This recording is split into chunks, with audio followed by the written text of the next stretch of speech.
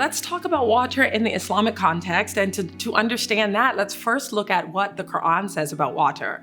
The Quran is the scripture that Muslims believe was revealed to Muhammad, who we also believe is the final prophet of Islam. The Quran is really coming to reaffirm the scriptures that have come before it. The Quran is intended as a revelation for all of humanity. Every single human being should be able to open the Quran and benefit from it. The Quran is divided into 114 different chapters, and the chapters are called surahs. And then in each surah are what are verses, and the Arabic word for verse is ayah. And ayah literally translates as sign. So that's something that I think is a really cool feature or fact about the Quran, is that the verses are known as signs. And so when we approach the Quran, we approach it reading the signs, the revealed signs. And these are signs that are revealed both in the natural world around us, as well as the revelation of scripture. So in the Quran, we are told that God has made from water every living thing. And so we have this understanding that we need water just for creation, for life. The second thing that is worth understanding or pointing out regarding water is that water is considered to be a mercy. So we have this concept in the Quran of God's mercy being what sustains all of life and all of humanity. So in the Quran, God is pointing out that water is revealed. And the word that is used is nazala, and that's the Arabic word that is formed from the root letters nun, za, lam, and this means to send down. So God is constantly talking in the Quran about how he has revealed, or nazala, sent down his mercy. And he talks about his mercy in two strands. One, his mercy of spiritual sustenance, which is scripture or revelation. And then the second is the revelation or mercy of water. And both of these are important because the mercy of water sustains the physical life on earth. And then the mercy of revealed scripture sustains the spiritual life of humanity on earth. The same way we see that drop of water as literally giving life to the physical earth, we're also supposed to see those drops. And again, that raindrop is an ayah or verse. We're supposed to see the ayah or verses of the Quran as giving that same life, that same sustenance to the spiritual life and the spiritual well-being of humanity. There's one other thing you have to understand, and that is that the Quran is constantly utilizing, in addition to narratives describing stories that happened previously and stories that happened contemporary to the time that Muhammad the Prophet lived, the Quran is also constantly engaged in dialogue. And the dialogue is meant to provoke or stimulate thought. So you actually see verses, and you'll see this in Noah's dialogue as well, but you see verses throughout the Quran saying, after a story is told or after a parallel is given, will you not then understand? Will you not then use reason? Will you not then use common sense? Will you not then reflect? And then again, God says, and we've given you ayah or verses or signs to reflect. So there's this constant appeal to the intellect and to the rational thought process in the Quran. And this conversation happens with every group. God is talking and in dialogue, and his prophets and other servants are in dialogue with believers. They're in dialogue with the people classified as hypocrites. They're in dialogue with the people classified as disbelievers, as those who associate partners with God. And the other interesting thing is, because eventually you will be looking at this on your own in larger conversations, so I'd like you to have all this information. The other interesting thing is that the categories that God puts people into in the Quranic narrative are not static, and the boundaries are porous. So a person could be a believer and could have aspects of hypocrisy or exist in a state where they're hypocritical. And so you're also told to read the Quran as if every single verse, even if it's just a narrative or parallel or story, is talking to you. So when God is going on and on about hypocrisy in the second chapter of the Quran, the believer should be looking for the hypocritical aspects or the hypocritical actions in his or her, or the hypocritical thought in his or her own thinking. When we learned about Islam, I was just so fascinated by the text. It was like poetry. And so it just made me like, oh, want more. Another piece that really stuck out for me was when we were studying the Islamic texts, when it was shared that the Quran is written for everybody, that all people can read it and take meaning from it and can interact with it. And so often we think of religious texts as sacred to that group of people who have that belief, and understanding that there is a religious text that recognizes that anybody, and especially as somebody who is one of these quote unquote nuns, that a faith acknowledges that any person could read the text and find meaning in it. I think that was really meaningful to me.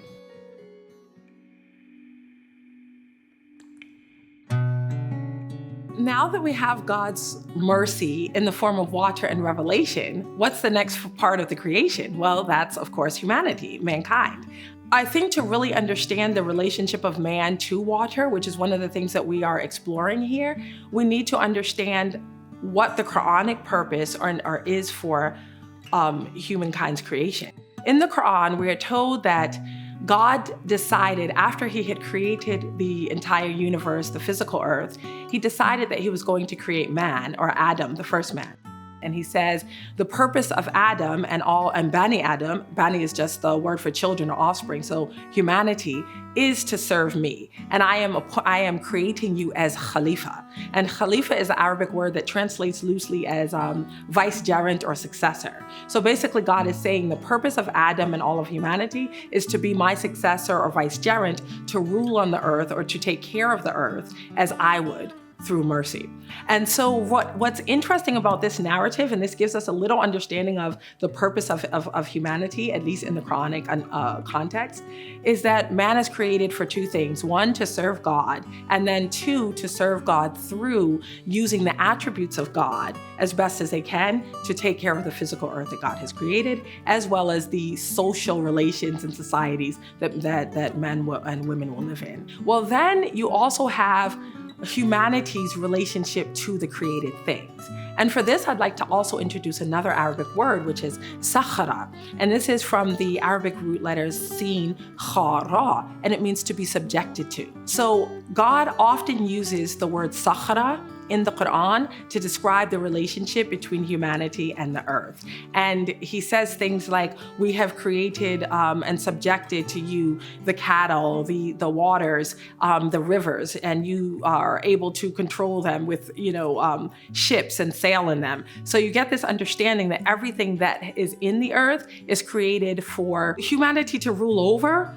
But again, not rule over in just any way, rule over with mercy, with compassion. And the Arabic word for mercy, rahmah, comes from the root word letters ra, ha, mim. And it's interesting to note that these same root letters also form the word for womb, which is where we're all, where life is cultivated, also compassion, kindness. And so you see this, what you get in the Quran is this understanding that the mercy and the compassion that God has in creating and caring for and providing resources, especially the natural resources on the earth for humanity, that humanity is in turn supposed to exercise that same type of compassion and mercy. And the other thing is that I want to point out in the creation story is that the role of khalifa or vicegerent is not a role that is kept for the rulers of society or the social or economic or political elite. The appointment of khalifa is intended as the destiny of every single human being. So there's this notion that you have responsibility for yourself and for your community. And this is all embedded in that concept of khalifa, but also responsibility to take care of the earth. If there was any revelation that was kind of like uniform just throughout the whole experience as it pertains to water justice per se, was, at least I found for myself, was that all the texts had a sense of God bestowed like a sense of trusteeship or a sense of stewardness to people, especially of water, to say that I don't receive my right to water from anybody except through God. So thus, my right to water can be usurped, can be taken away from me, can be colonized. It's mine.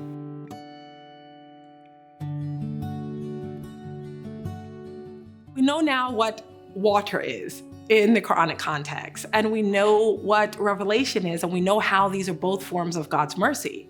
And then when you look at the role of humanity and humans' relationship to the earth and its resources, the question arises naturally, well, that sounds good, but then how do people who have control over resources, or how do we implement justice in society at all? So as we move through, I do want to pull out the Quranic concepts of justice. And there are two Arabic words that I'd like to draw your attention to. The first is adl, and that comes from the Arabic letters Ain, Dal, Lam, which means to be just, to be equitable, to be fair. And then the second word is qist, which comes from the Arabic letters qaf, sin, ta. And this also means to be fair, to be equitable, to be just. Qist has a slightly different meaning also. It means to put things in their proper place. So what is the Quranic concept of justice? It's the notion that you are giving everyone their share due, their fair share, what they're due. And this goes back to when we talk about the concept of, when we talk about putting things in their proper place, we have to remember what the relationship between humanity and the creation is. The way that the justice is used in the different verses throughout the Quran is often one that allows you to understand how you should interact with individuals. So let's look first at justice among individuals. The Quran tells you to treat orphans with justice. That's the word that's used, ayn, dal, lam. And you can see that justice is often used, that term is used for people within the society who normally don't have access to justice or are normally at the mercy of others. We're also told that there's a covenant or contract that God has established, and it's built on justice with every single people. The contract is for all of humanity, and it's stated that this is for baynahum, or the children of Adam. Well, there are certain terms, and these are all defined as adl, or justice. The first is associating nothing with God. That's defined as a type of justice.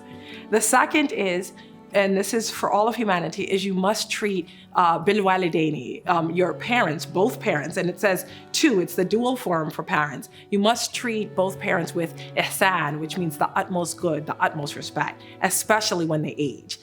The third thing is to treat your relatives have rights over you, your near kin, that they have rights over you, especially if they don't have or if they want for anything. After your near kin, then the misqeen, the poor, have rights over you. Just again, this goes back to remember each individual is a khalifa, and has certain responsibilities. So if they have the money and the things to take care of their own needs, fine. But if they don't, then they have the rights of others in the society. Then fourth is the traveler. The traveler has the right for a safe province, a safe home, a roof over their head, and food to eat if they're passing through. These are all forms of adl, or justice. And then after the traveler, people have the right not to be removed from their homes, especially in an instance of war. Justice is central to how we interact with one another as individuals, but then justice is also seen, both justice and qist are seen as central players in how societies are governed.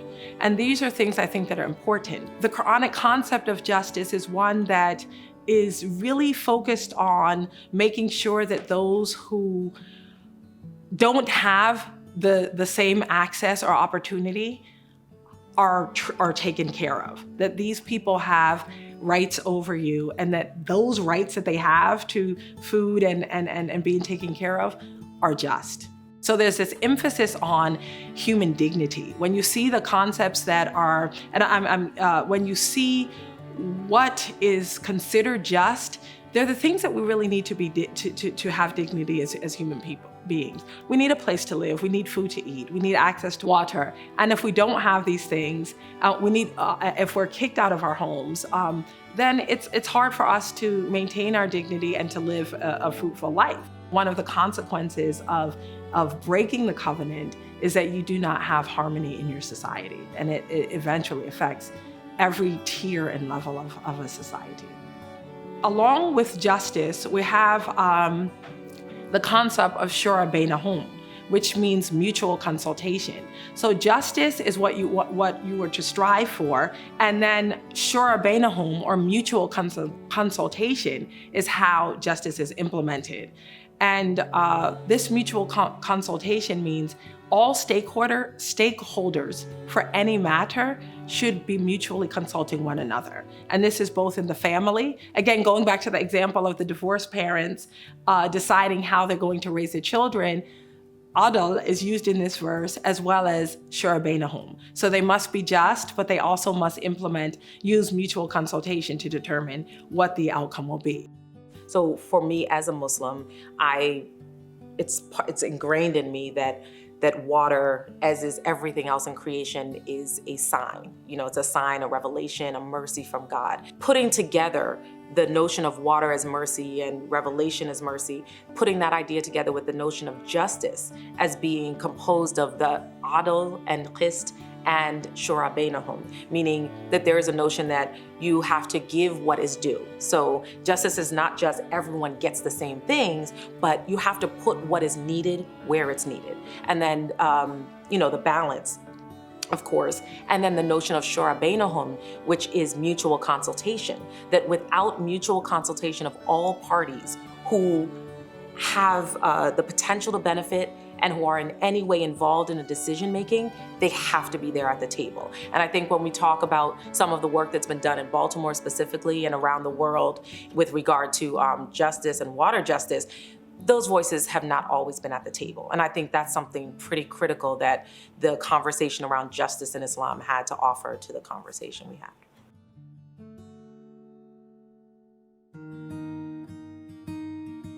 I'm looking at Noah in the context of water and water justice because Noah is a prophet whose society, both metaphorically and literally in the Qur'anic narrative and indeed in Judeo-Christian scripture as well, the society is destroyed by water.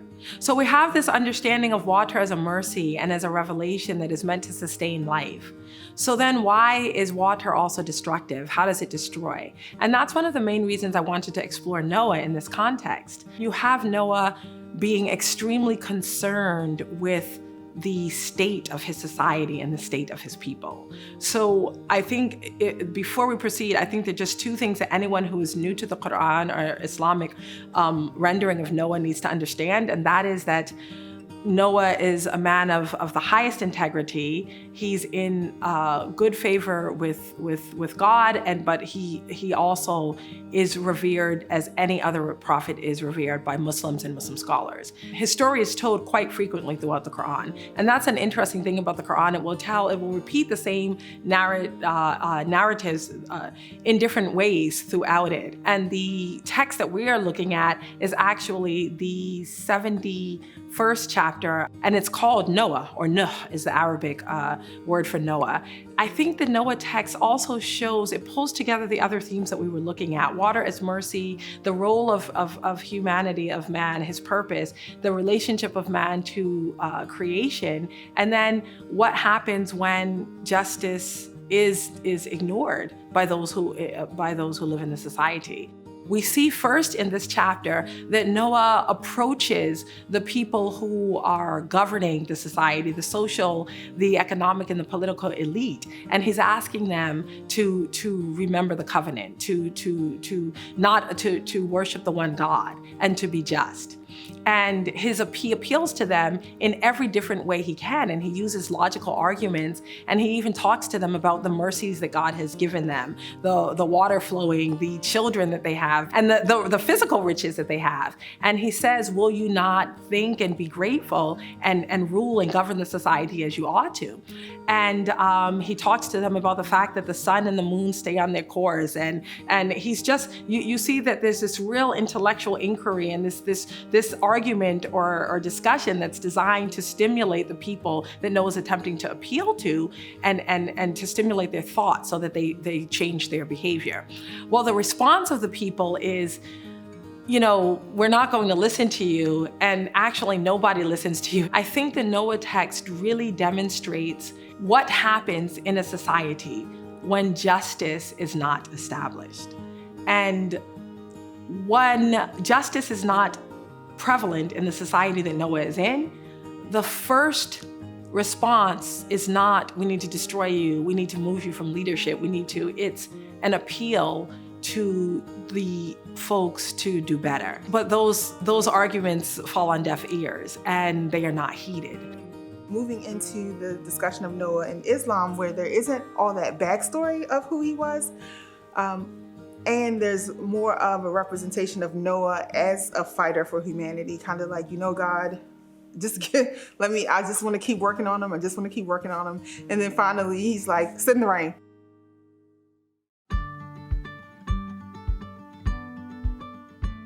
So as we're exploring water justice in different religious traditions, one of the things that I would hope people understand about water and justice in the Islamic tradition, or at least in the Qur'anic narratives, is the intertwined nature of God's mercy, his reason for creating humanity, and then justice in society. And what I mean by that is, in the Qur'anic narrative, you cannot have justice without having compassion. And compassion is seen as mercy. And mercy is seen as that coming from God to sustain life. But it's intertwined, that you cannot sustain life without spiritual sustenance. And at least for humanity, you cannot sustain the life of the human being without spiritual sustenance, as well as water, which all life is created from. And so I hope that people can at least wrestle with these concepts and think about, what does it mean for water to be seen as a form of mercy? What does that mean for us as individuals? And what does that mean globally? So one of the things that we did in our program is, we as justice leaders looking at issues around water and water justice in Baltimore, was to consider how, who's responsible for making sure that people have access to water, and how you get those who are responsible to fulfill those responsibilities. And if those things don't happen, then I don't have any answers, but I have a series of questions. Well, then what happens in that society? What happens if people don't have adequate access to water? And how does this affect the daily life for the average citizen? The Noah texts speak to the ethical tensions between justice and power. And that's one of the main reasons I've brought this text to the fore, and I'm hoping that people will be able to use it as they discuss and talk about water and justice in their communities.